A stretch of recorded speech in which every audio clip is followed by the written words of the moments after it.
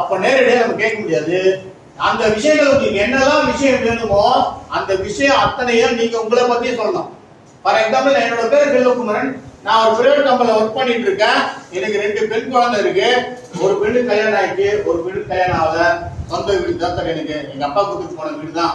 எனக்கு வரக்கூடிய வருமானத்துல அந்த வீடு என்னால மெயின்டைன் பண்ண தான் முடியுது ஒழிய வேற வீடு வாங்க முடியல அப்படின்ற விஷயத்த நான் சொல்றேன். சார் உங்களை பத்தி நான் தெரிஞ்சுக்கலாமா சார் அப்படின்னு சொன்னா நீங்க என்ன சொல்லுவீங்க? நான் என்னெல்லாம் சொன்னனோ அது அத்தனையும் நீங்க சொல்லுவீங்கல்ல.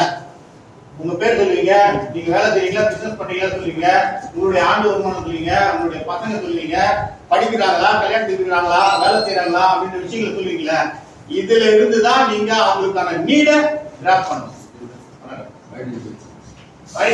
அந்த நீட நீங்க கிராப் பண்ணிட்டீங்க அப்படின்னா அந்த நீட பேஸ் பண்ணி தான் நீங்க அவங்களுக்கு ஒரு அந்த பிளானை நீங்க கொடுக்கணும். எல்லாருமே நம்ம செய்யக்கூடிய ஒரு இது நமக்கு தெரியாம கூட இருக்கலாம். இதுக்கு மேல நீங்க தெரிஞ்சீங்க.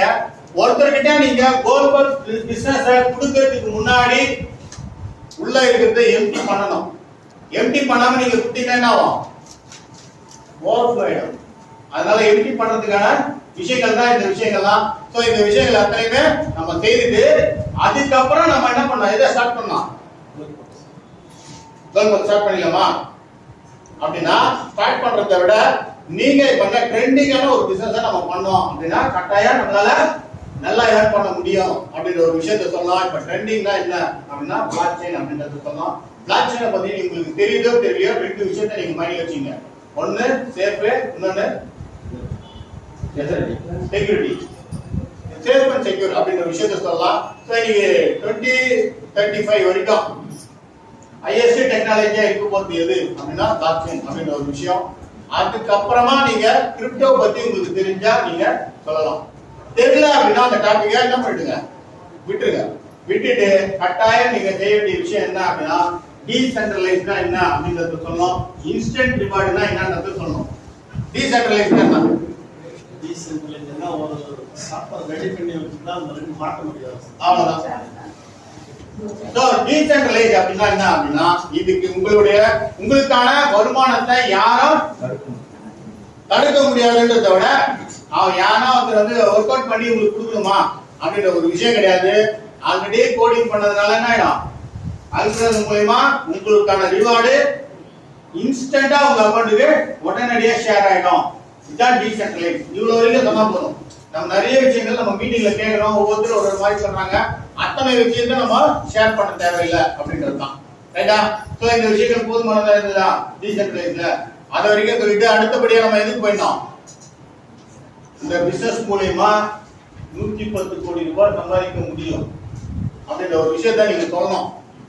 சார் இது சொன்னா கொஞ்சம் பயந்துருவாரு அப்படின்லாம் நீங்களா கெஸ் பண்ணாதீங்க. 110 கோடி ரூபாய் சம்பாதிக்க முடியும் அப்படின்றத சொல்லிட்டு 10% ரிசல்ட் அப்படின்னா கூட 1 கோடி ரூபாய் சம்பாதிக்க முடியும், இல்ல 10 கோடி ரூபாய் சம்பாதிக்க முடியும், இல்ல ஒரே ஒரு சதவீதம் அப்படின்னா கூட 1 கோடி ரூபாய் சம்பாதிக்க முடியும் அப்படின்ற ஒரு விஷயத்த சொல்லிட்டு நீங்க என்ன பண்ணணும்? உங்களுடைய பிளானை நீங்க ஸ்டார்ட் பண்ணணும். கட்டாயம் நீங்க பிளானை பேப்பர்ல போட்டு காமிக்கணும். மொபைல் போன் எடுத்துட்டு பிபிடி தலையிலே போக கூடாது. கட்டாயம் நீங்க என்ன பண்ணணும்? நோட்டு பேனாவோட தான் போகணும். உண்மை கேட்டீங்க அப்படின்னா நீங்க பேடு பேப்பர் வச்சிருந்தீங்கன்னா பெஸ்ட். ஸோ இதுல நம்ம என்ன பண்றோம்? கோல்பல்ஸ் பத்தி சொல்லும் போது 2 matrix plan, 3 types of income, மொத்தம் 10 அப்கிரேடு, 10 லெவலுக்கு அப்கிரேட் இன்கம் வரும், 6 லெவலுக்கு லெவல் மைண்டிங் போனஸ் வரும். அதுக்கப்புறம் என்ன வரும்?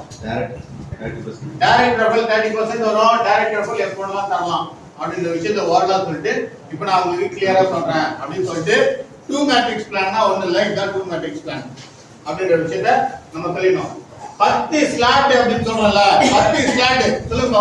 10 ஸ்லாட் 20